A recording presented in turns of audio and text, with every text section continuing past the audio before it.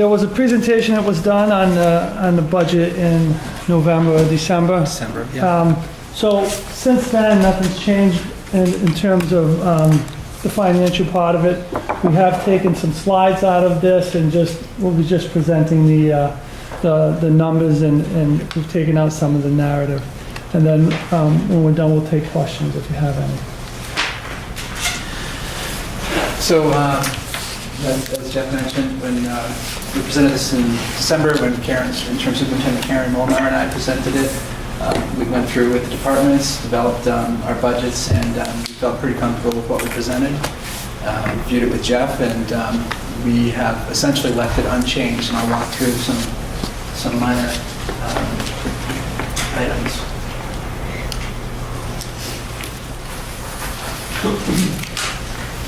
It's a great picture of the school. So essentially the only changes we have net to zero. There's a new superintendent induction program that we weren't fully aware of at the time we did the initial budget. And Berlin's share of that's $1,200. We basically found an offsetting reduction in utilities costs for $1,200 that we took out of the budget to keep the budget constant at $1,200. There's an extra copy right here. So we really just, on the first slide. So there's no change to the bottom line from the presentation that we showed. We'll look at that right now.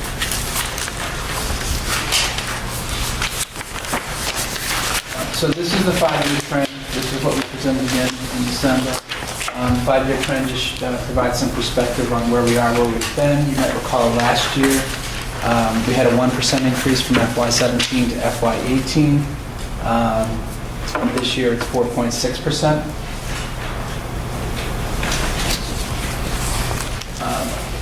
This shows all the revenue sources aside from the general fund. I'm going to point out a couple things. For the most part, these are fairly steady. Each of these programs are taking in, what they're taking in and what's going out are fairly similar. The circuit breaker, this year we had an increase. We're going to be increasing the revenue. Typically what we do is we spend the revenue in the year following we receive it. That's a method that a lot of school districts follow. So when we look at the revenue we're utilizing later from other funds, you're going to see an increase, and it's basically because we have a special education student whose expenses qualify for circuit breaker. To help pay for those expenses, we're receiving circuit breaker funds from the state. So there's expenses and revenue that relate to that. School choice. So what we have I'd say a fairly healthy surplus in school choice. We had a significant decline from last year to this year for a couple reasons. A couple students graduated up to Tohoto, and then in addition, there was a student in district, a school choice student that moved into town, so we no longer get the funds. They're just funded out of the town's budget.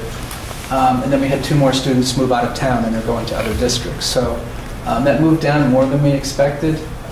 When we look at school choice planning for next year, we'll look at what's appropriate and balance financial considerations and what's right for the classes from a school perspective. So I'd say that as we look ahead, we still have a healthy surplus. A kind of a benchmark people have used is about 1 times your annual revenue, and if we look at next year, we think we'll be around here. We're spending about $21,000 more than we're taking in. However, we have I think a healthy cushion, and that's not a concern from our perspective. We could easily ramp that down, $5,000 a year over the next 4 years to level it out. So that's a picture of other revenue sources beyond the general fund.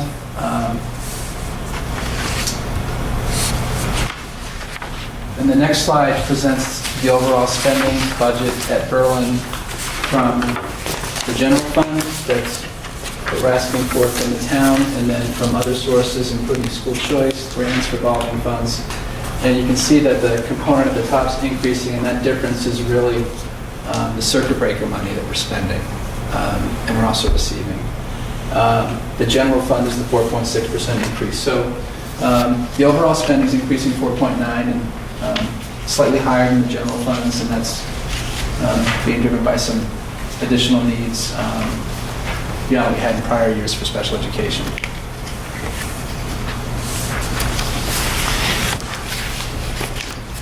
So this is being presented tonight. This was intended to be presented last night, and it was in the presentation. So this is not official. We'll be presenting that soon. We're working out the date. But it gives you a picture. This will be voted on shortly. I believe that's a procedure. And then these two are tentative and are subject to review, approval, and the open hearing next week. So that gives you a picture of the overall perspective. A comment on the capital assessment for the region. We closed out the Tohoto building project and received the final reimbursement from MSBA. And as a result of that, we know what our remaining borrowing is for the project. It's about $3.3 million. The estimate is 3.5% interest rate for 15 years, level payments. And so that's why it's an increase. This is something that was previously approved by the towns when the project was approved. But otherwise, when we get to next year, that'll be flat, and we'll know what the cost is. It'll be flat year over year. The biggest drivers to the VMS budget again that make it go up 5% or 4.9%? We have a student. We have some special education costs for a pre-K student, PT and OT that are about $25,000. And I actually have my notes here. That's one of the main drivers. The others, the contractual increases is a part of it. Bear with me, Scott. Sorry.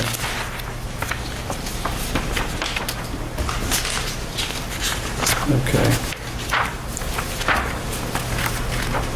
So there's a $48,000 increase for 2 paraprofessionals. That's offset by a $53,000 reduction in out-of-district tuition. So we had assumed an out-of-district placement, and one of those is being performed in district. So that's a piece. So those two offset. There's an increase in specialist teacher salaries. I remember talking about this at the preliminary meeting. We had a vacancy in a position, so we had basically grant fund balances that were sitting there. So we're able to, in the FY18 budget, use more of them for the math specialist. We're now using kind of the normal amount of them in FY19. We've kind of spent those surplus balances down. There's a $21,000 net decrease from a staffing change that was made to convert the school psychologist position from half-time to full-time, and at the same time to offset that with the reduction in the SPED coordinator position from half-time to 0.2 of an FTE. And based on the salary of the person that was hired, it ended up being a net increase of $21,000. There's a $15,000 increase in special education transportation costs, 14 in medical and therapeutic services related to a student with some specific needs, and then there's 14,000 for technologies, 25% of a technology support position, and 25% of business office support, about 10 hours a week position. Thanks. Okay.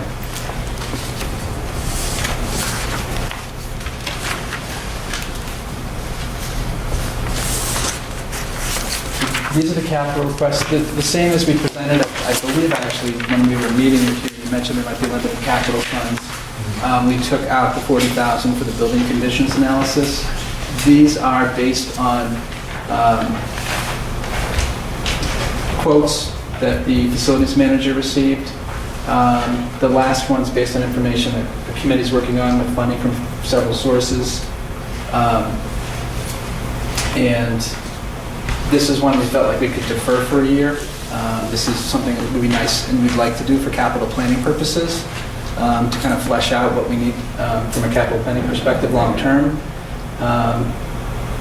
And the gym HVAC access, I mean, that's a quote, that's we're going to go out, bid this competitively, and other suppliers and other vendors will be invited into that process. So that's the most we'll pay for that. So the plan is to do the existing conditions analysis next year? Well, this is FY19's capital request, so we're not going to do it in FY. We're taking it out of FY19. Do it in FY20? Yeah, we felt like with what we were asking for, particularly the second item had some significant expense that we should defer that until the following year.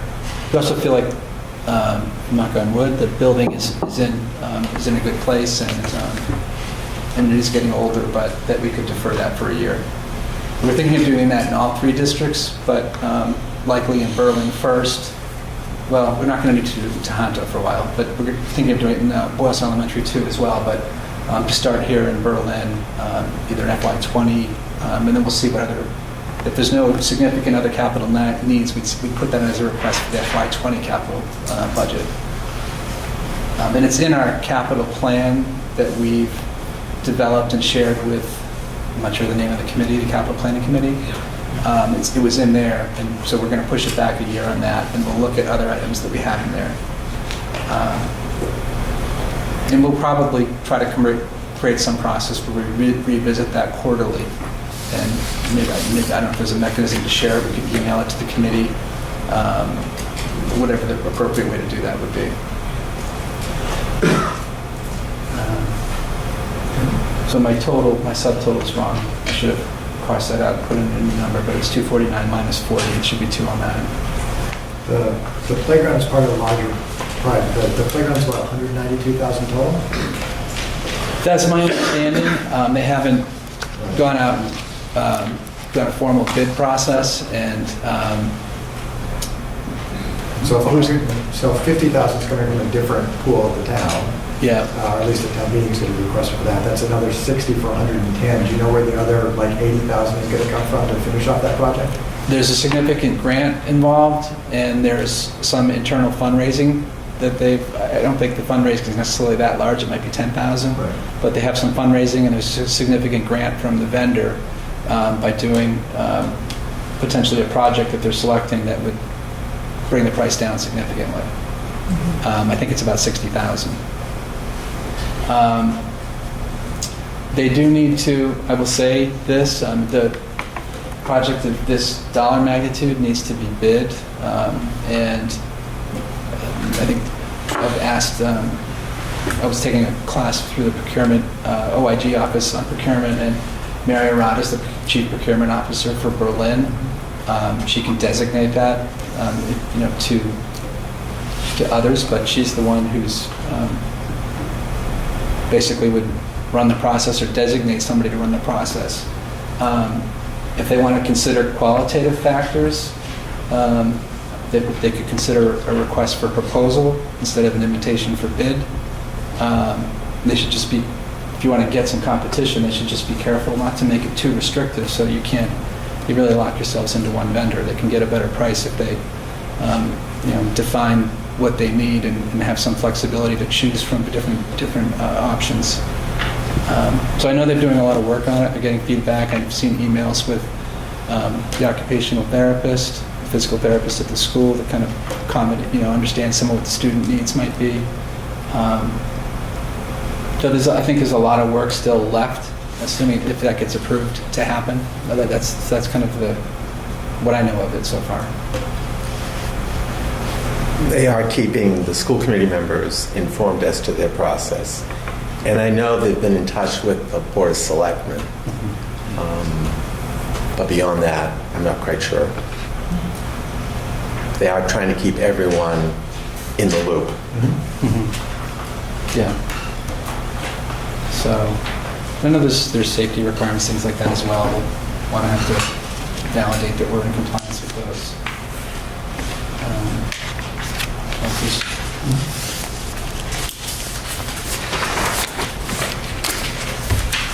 But again, we are presenting no change to the budget, but wanted to open up the floor for any questions or any discussion related to the budget.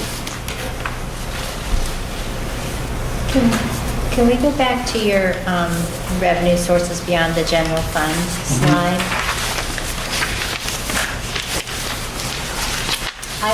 I'm looking at the school choice again, and it's really healthy.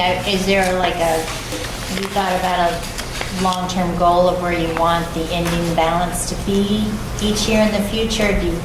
I know you said we could spend it down as needed. Are you hoping to have what you take in as what you spend, or If it was up to a me, certain cushion amount in that ending balance? yeah, I mean, for years? if we can, I would like to get to the point where our revenue and expense are the same.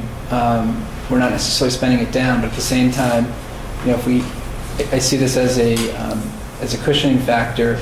I just think of, for example, right now what we're going through in the regional budget, which we'll look at tomorrow, is a disproportionate increase in one town and the other. And if you had growth in Berlin at some point, you might see the other thing the other way. And I think this serves as a cushion in the elementary budget if you had that. And if you had a 3% increase in the region budget and it was 7% to Berlin and 0 to Boylston, you could decide can we strategically utilize these school choice reserves in a future year. So I know that. So I see that as a safety net, and I think actually if there's no reason for us to access it, I don't think we necessarily should. It also serves as it's not supposed to be directly used for it, and we would use it in the appropriate way, but you could use more school choice salaries to cover, teachers' salaries. If we had an unexpected out-of-district placement that was very expensive, that otherwise there's no funding for. We don't have a special education reserve right now. That, even if it's approved, will only be 2% of the budget, so about $60,000. But if somebody moved into town in September and there's a $200,000 out-of-district placement with transportation, and you didn't necessarily want to go to town meeting, which I understand, then you could access that potentially. You don't want to be in a position where we have that, and the only way to meet the need is to reduce positions. And that's what some districts find themselves in a small school. That's not something we want to be doing. That's in my opinion. I think that's a good description, a good example, where we don't have a special education reserve, and there can be surprises very easily in special education that can have significant financial impact. So I think that's a really good example of why keeping a healthy balance while we can makes sense. And there may be a time when things arise and we need to access it for various reasons, whether it's budget challenges in other areas or that example. So I think the town and the school are in a very solid place at this point in time. We'll hopefully keep it that way. And you had mentioned in answering another question, I think about why there's a 4.6 increase in our budget. One of the things you mentioned was that we were going to, I heard you say we were going to move or transfer a part-time position to a full-time position. I think it was a school psychologist. Yes. Is this because there's more of a demand on their time? Was it because we're sharing them with Boylston now, and are we in any way Boylston? So no, that's not it. So my understanding, and I talked to Karen about this when we drafted the preliminary budget, was there's times when the principals are out of the school for meetings, for other things, and one, there's a need for a school psychologist. And to have somebody full-time provides you somebody who can handle kind of student-related issues that maybe wouldn't necessarily be something a teacher would be equipped or responsible for dealing with. So it's related to student safety and having a kind of a qualified person in the building at all times. You do see a little bit of an increase in, I think, in all school systems and social emotional challenges with students, and so it's helpful from that perspective as well. And I think the district leadership felt it was important to have a full-time school psychologist in each building. Okay, so is this something Boylston is also doing, or? Yeah. Yes. Okay, so Yep. they had their own full-time psychologist, and we're going to have our own full-time psychologist. That's correct. And previously we had one person who was in both schools half-time, Okay. and we felt that was insufficient. Can I add to that, Paul? Sure. I just wanted to add, we originally had a psychologist in each building, and as we needed to do some budget cuts, I think around 2013, we cut it to a half-time shared position. And the principals did a wonderful job with that, but it really, with no guidance counselors or any other supports in the building, it was not enough. And so we felt like we really had to put that position back to full-time in each building. Okay. Yeah, absolutely. I mean, you know, I'm a retired principal, so I get that. One of the challenges we face is the challenge that the regional school systems in the western part of the state face, is that even though they have small enrollments, they have to provide the services that a larger school provides, because the kids still bring the same issues and needs to the table. So whether you have a 200 pupil school or a 350 pupil school, interestingly enough, the needs are exactly the same. And so, I think it's a really important feature that we need to provide. If I could just add, as I've been going through my entry plan, I think I was talking to you about this the other day, Cliff, is, one of the things that came out with teachers and parents is, one of the last questions I asked is, what are you proud of the, Berlin-Boylston Public Schools? And they overwhelmingly said the same thing, that we don't let kids fall through the cracks. And part of that is having somebody like a psychologist that can help with those challenges that, as Bob said, a lot of times teachers really aren't equipped to deal with. So have someone to help teachers with those issues. So I think that's a vital position. I wasn't coming out against it, I just want to know why the raise, and then what relationship the Boylston psychologist is going to be working. That's all.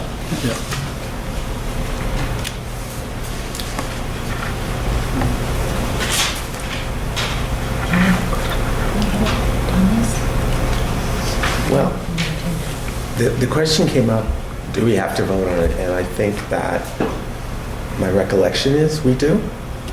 It wouldn't hurt to do it. It's the exact same budget with the exception of one little line change. The capital assessments. Yeah.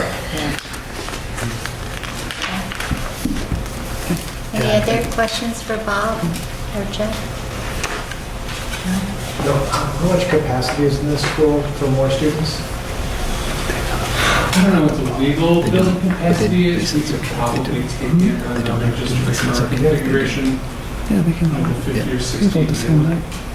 I mean, that would be for class sizes that we're not used to. Right. But we had the 2 rooms from when 6th grade was here. So you have that expansion place as well. Because I have, I'm sure as you do, some worries about how many kids River Ridge, when it gets It's gonna be built, will interesting. add, and when that actually starts coming online, when those students start showing up. So, Definitely a question. Do you have a sense of when it would come online? I have no real knowledge. I know that they're looking at building, but I haven't heard. I heard they're breaking ground in spring. But But they've been saying that for years.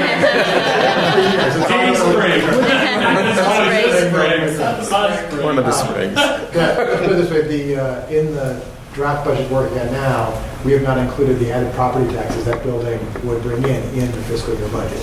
So at least when it gets developed, there is some added property taxes that will offset some stuff. Yeah. You also have the capacity for a little bit more class size potentially for some of the classes. Yeah, that was part of the quick calculation I had. Yeah.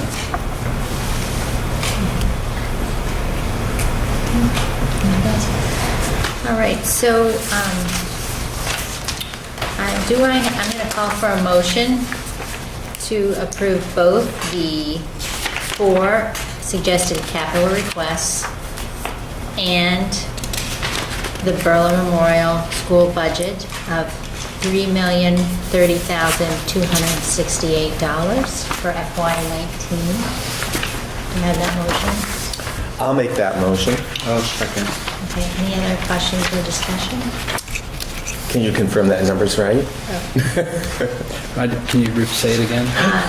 $3,030,268. Yep, $3,030,268. Okay. Confirmed. Confirmed. Okay. All in favor? Aye. I believe we have no other business tonight. So, do I have a motion to adjourn? Motion to adjourn? Second. Okay, all in favor? Aye. Aye. Thank you for coming. Thank you. Thank you very much.